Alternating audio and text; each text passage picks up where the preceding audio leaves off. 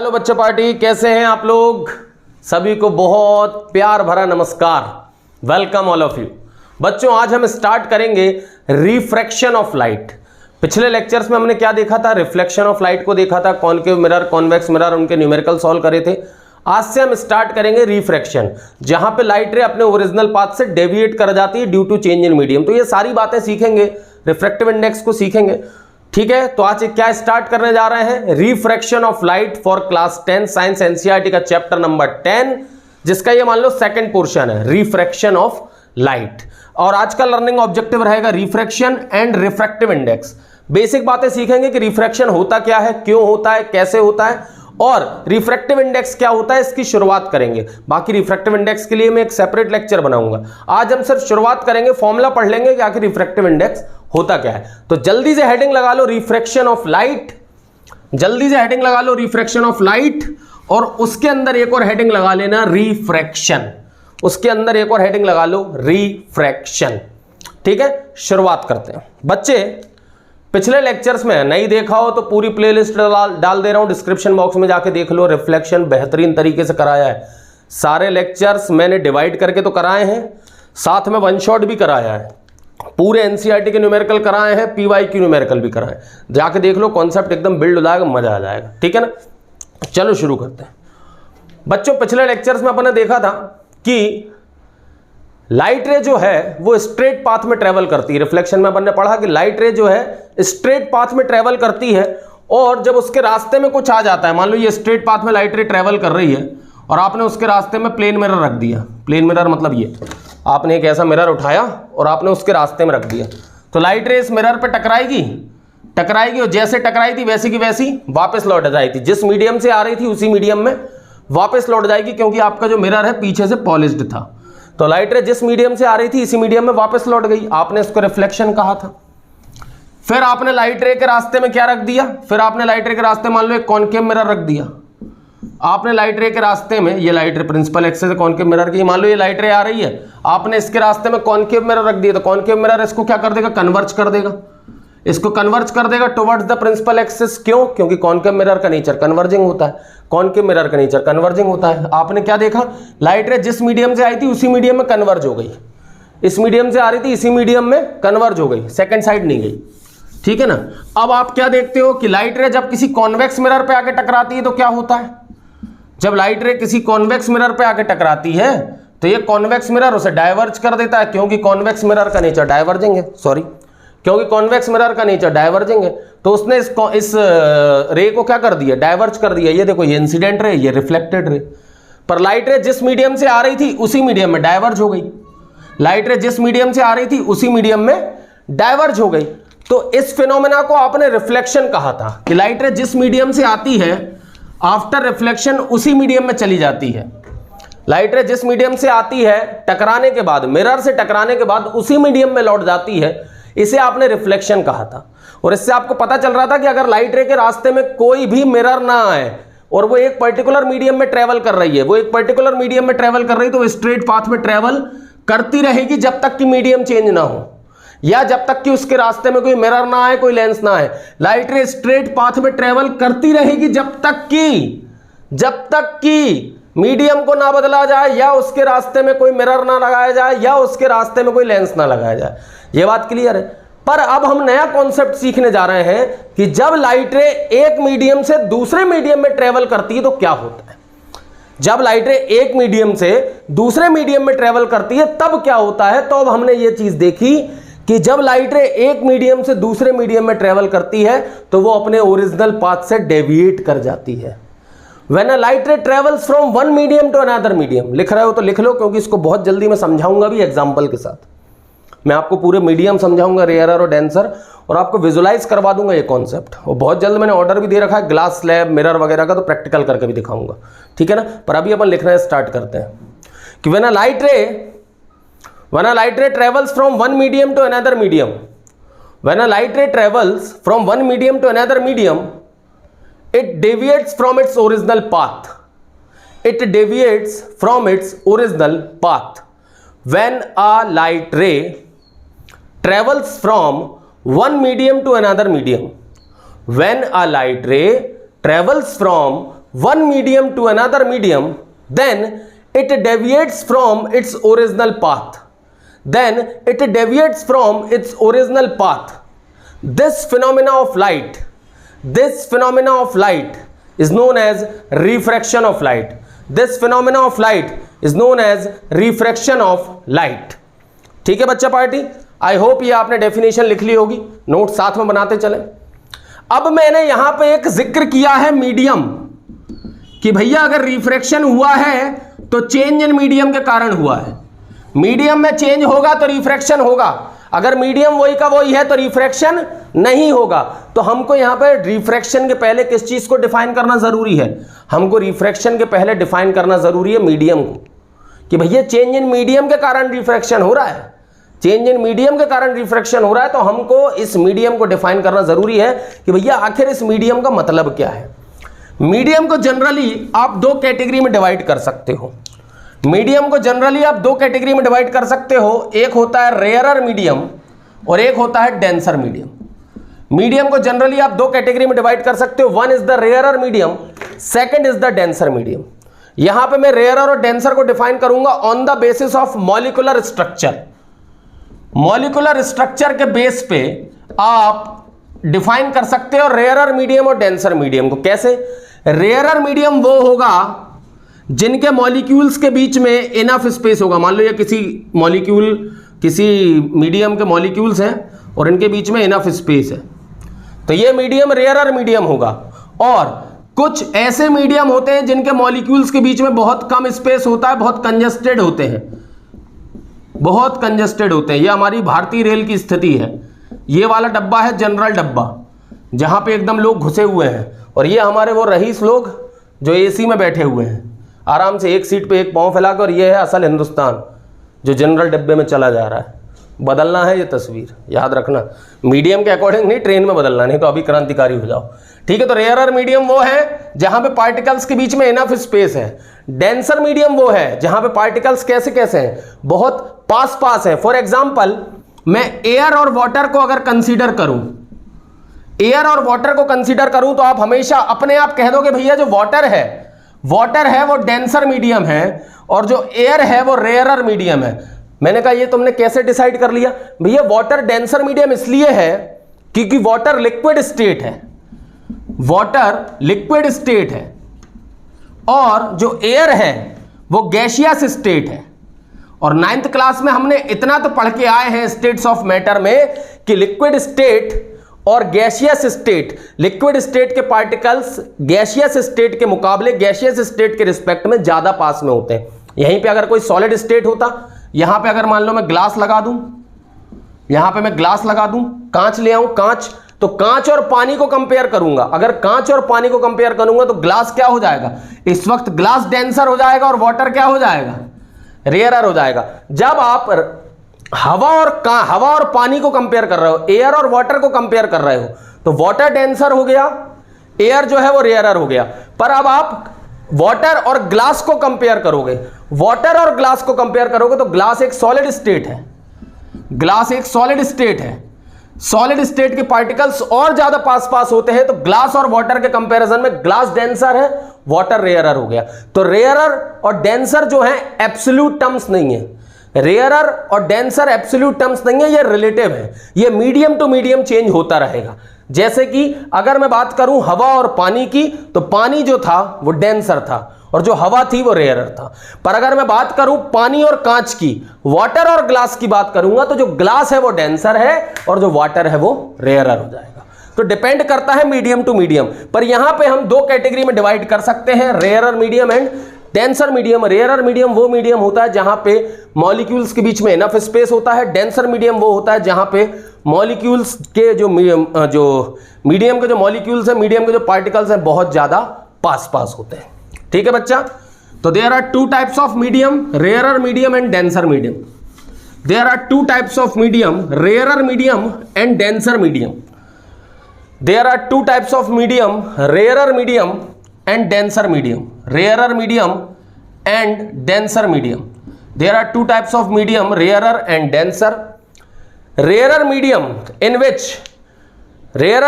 in which particles of the medium have enough space between them. rarer medium in which particles of the medium have enough space between them known as rarer medium.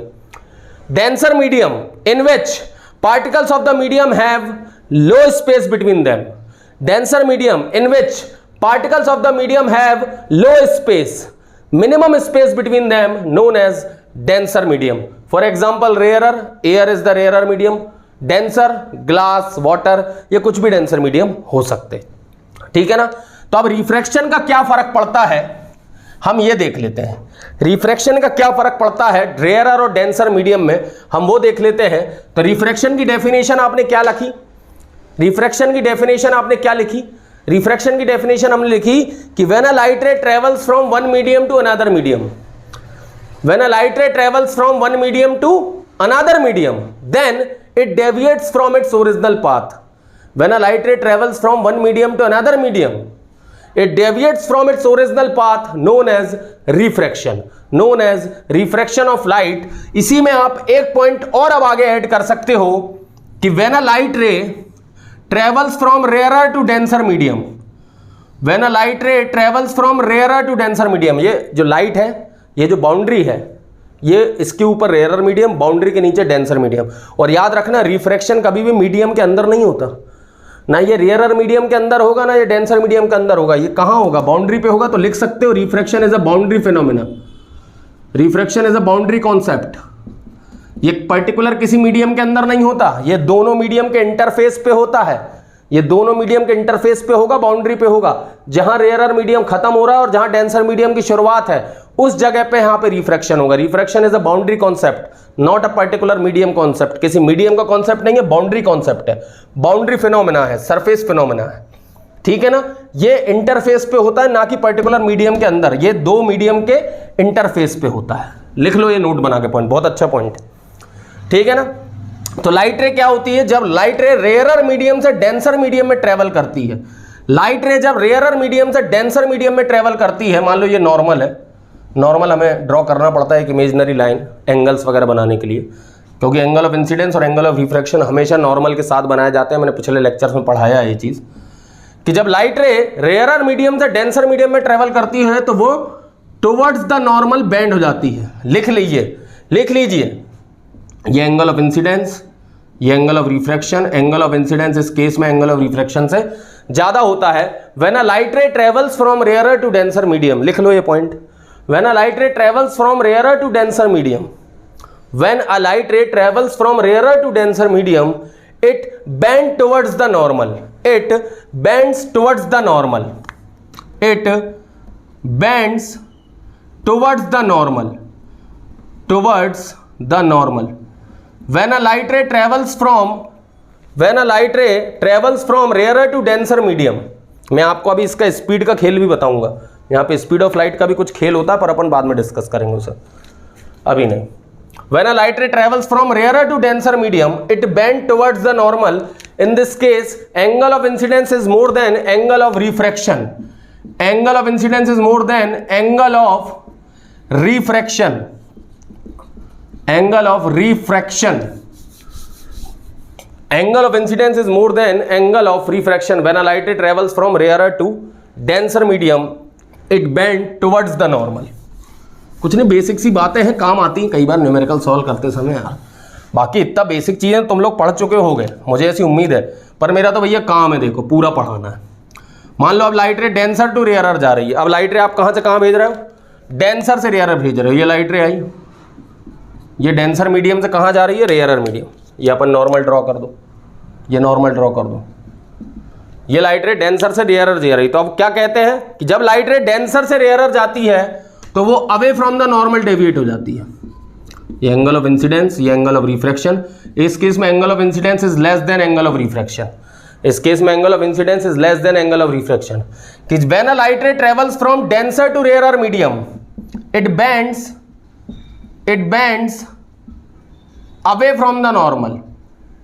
It bends away from the normal. दोनों ray diagram बना लीजिएगा कि when a light ray travels from denser to rarer medium, when a light ray travels from denser to rarer medium, it bends away from the normal. It bends away from the normal. तो भैया दो point आपने लिख लिए होंगे refraction के अंदर। Refraction की डेफिनेशन लिखी होगी पहले तो, कि when a light ray deviates from its original path due to change in medium known as refraction. Then what is the medium? भैया medium there are two types of medium, rarer and denser. What is rarer medium? जिनके molecules दूर दूर होते हैं, rarer medium. What is denser medium? जिनके molecules पास पास होते हैं, known as denser medium.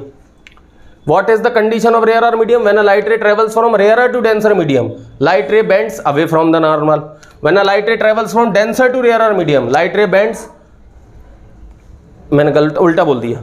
When a light ray travels rarer to denser medium, light ray bends towards the normal. When a light ray travels from denser to rarer medium, light ray bends away from the normal. मतलब जब rarer से denser जाएगी, rarer से denser जाएगी, towards the normal आएगी। Rarer to denser जाएगी, towards the normal आएगी। Denser to rarer जाएगी, अवे फ्रॉम नॉर्मल जाएगी। जब रेयरर से डेंसर जाएगी लाइट रे तो टुवर्ड्स द नॉर्मल हो जाएगी, और डेंसर से रेयरर जाएगी तो अवे फ्रॉम द नॉर्मल हो जाएगी। बस इतनी सी कहानी है, ठीक है ना। आई होप आपने ये चीज लिख भी ली होगी और बना भी ली होगी। आगे जाके न्यूमेरिकल में बड़ा काम आता है बेटा। अपन लोग क्या है ना, अकेले 10th की तैयारी नहीं कर रहे। NTSC और ओलंपियाड्स, नेशनल साइंस ओलंपियाड्स तक का अपन को पहुंचना है, और अपना बेस इतना मजबूत हो जाना चाहिए कि 11th-12th में आगे सारी दिक्कतें हो ना, ठीक है ना। चलो तो अब आगे बढ़ते हैं कि भैया ऐसा रेयरर और डेंसर मीडियम में क्या होता होगा जो बेंडिंग हो जाती है। तो आप यहाँ पे लिख सकते हो, यहाँ पे आप लिख सकते हो पहला पॉइंट बना के, speed of light increases, speed of light increases in rarer medium. Speed of light increases in rarer medium. Speed of light decreases. Speed of light decreases in denser medium. Speed of light decreases in denser medium. Speed of light increases in rarer medium. Speed of light decreases in denser medium. Rarer medium में क्या होता है ना भैया, देखो बहुत दूर दूर है पार्टिकल्स। अरे मान लीजिए क्लासरूम है, तेरे को यहां से भाग के जाना है। अब क्लासरूम में उस दिन बच्चे कम आए थे, तो सट से निकल जाएगा, एकदम तेज स्पीड में निकल जाएगा, क्योंकि बच्चे दूर दूर बैठे थे। अब तेरे को फिर से भाग के जाना है, तू सबसे पीछे वाली सीट पे बैठा है और तेरे को बहुत तेज आई है। तूने मैडम से तो पूछ लिया, मैडम मैं आई गो टू टॉयलेट, पर उस दिन क्लास की स्थिति ऐसी थी, क्लास की स्थिति बिल्कुल डेंसर थी। अब निकल बेटा यहाँ से, तू सबसे पीछे बैठा। अब तू कैसे निकलेगा? ए भाई हटना, ए जरा हटना, ए बहुत तेज आई, ए भाई हटना, अरे निकलना, मान तो निकलना। ये होगा कि नहीं? ये डेंसर मीडियम में। डेंसर मीडियम में तेरी स्पीड कम हो जाएगी, क्योंकि पार्टिकल्स क्या है, पास है। रेयरर मीडियम में तेरी स्पीड तू एकदम जन्न से निकल जाएगा, भाई बहुत तेज आई, अपन चले, ये टाटा बाय बाय। क्यों तेज निकल जाएगा? क्योंकि रेयरर मीडियम है, पार्टिकल्स दूर दूर है। समझ में आ रहा? पार्टिकल्स दूर दूर होंगे तो स्पीड ऑफ लाइट इंक्रीज होगी, पार्टिकल पास होंगे तो स्पीड ऑफ लाइट डिक्रीज होगी। इसलिए speed of light increases in rarer medium, speed of light decreases in denser medium. अब पता कैसे चलेगा? हर बार तो आप मॉलिक्यूलर स्ट्रक्चर तो देख नहीं पाओगे, तो हाउ टू नो कि भाई रेयरर मीडियम है कि डेंसर मीडियम है, रेयरर मीडियम है कि डेंसर मीडियम है। इसके लिए एक कॉन्सेप्ट आता है, वो है रिफ्रैक्टिव इंडेक्स। इन शॉर्ट उसे RI बोल सकते हैं, और उसका सिंबॉलिक रिप्रेजेंटेशन N है। अभी के लिए N है, सीनियर क्लास में जाओगे तो एक नया सिंबल पढ़ोगे, म्यू। क्या पढ़ोगे? म्यू। इसे म्यू कहते हैं, ये ग्रीक लेटर है म्यू। सीनियर क्लासेस में ये इसका सिंबल हो जाता है, पर अभी 10th क्लास में आपका सिंबल N है। N represents refractive index. N represents refractive index. And what is the definition of refractive index? Refractive index या वो है जो हमें ये बताता है कि मीडियम रेयरर है कि डेंसर है। रिफ्रैक्टिव इंडेक्स की वैल्यू जितनी ज़्यादा, रिफ्रैक्टिव इंडेक्स की वैल्यू ज़्यादा, मीडियम डेंसर की तरफ ज़्यादा है। रिफ्रैक्टिव इंडेक्स की वैल्यू कम, मीडियम रेयरर। जिस मीडियम के लिए रिफ्रैक्टिव इंडेक्स की वैल्यू ज़्यादा वो डेंसर, जिस मीडियम के लिए रिफ्रैक्टिव इंडेक्स की वैल्यू कम वो रेयरर। ठीक है ना। रिफ्रैक्टिव इंडेक्स का फॉर्मूला जो होता है वो होता है स्पीड ऑफ लाइट, लिख लो, speed of light in vacuum upon speed of light in medium. Definition बना के लिख रहे हो तो वो भी लिख सकते हो, डेफिनेशन बना के लिख रहे हो तो वो भी लिख सकते हो, डेफिनेशन बना के लिख रहे हो तो वो भी लिख सकते हो कि the ratio of refractive index की definition, the ratio of speed of light in vacuum to the speed of light in medium. The ratio of speed of light in vacuum, vacuum की जगह आप एयर भी लिख सकते हो, ये air भी हो सकता है। The speed of light in air, the ratio of speed of light in air to the speed of light in medium.